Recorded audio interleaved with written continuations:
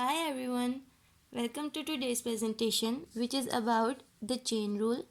Today we will see what is a chain rule, how can we define it, and how can we use the chain rule to differentiate different functions. We will also see a type of function which can only be differentiated by using the chain rule. You will get to know in the definition that what is that type of function. So let's start. Chain rule states that if g is a function which is differentiable at x and f is an other function which is differentiable at g of x. Here g of x is contained in f. Then the composite function capital F is equals to f whole g is defined by f of x is equals to f of g of x, and this composite function is differentiable at x. Then capital F prime is given by the product capital F prime of x is equals to f prime of g of x dot g prime of x. So what is that function which can only be differentiated by using the chain rule? The composite function. The composite function can only be differentiated by using the chain rule. Here you can see that g is contained in f.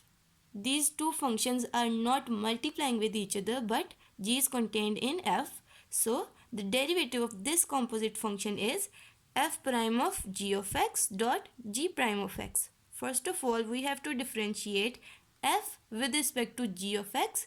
Then we have to differentiate g with respect to x. This is the chain rule.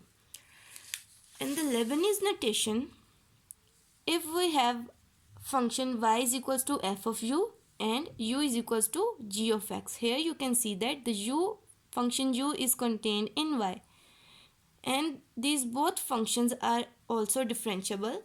Then the derivative of y with respect to x is given by dy by dx is equals to dy by du dot du by dx. First of all, we have to differentiate the function y with respect to u.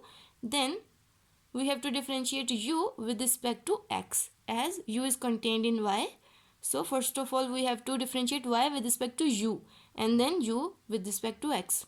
This is how a chain rule works, and this is how a chain rule is defined in the Leibniz notation. Now if we have more than two functions? Here we have two functions. One function is contained in another function. If we have more than two functions, 3 or 4, then how can we find the derivative of that function? So here we have the example. Suppose that we have a function y is equals to f of u is equals to g of x, and x is equals to h of t. Here u is contained in y and x is contained in u. So x is also contained in y.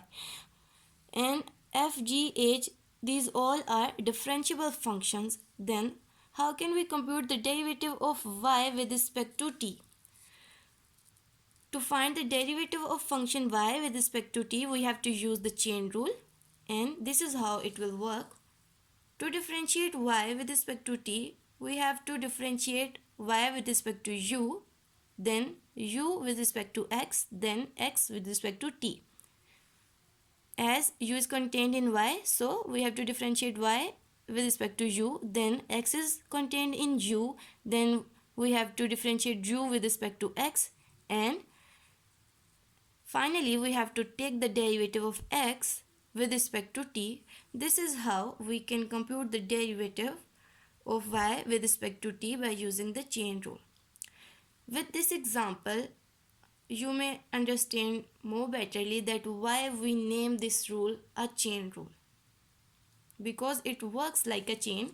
Here we use the chain rule twice. You may see here that we use the chain rule twice. First of all, differentiate y with respect to u, then differentiate u with respect to x.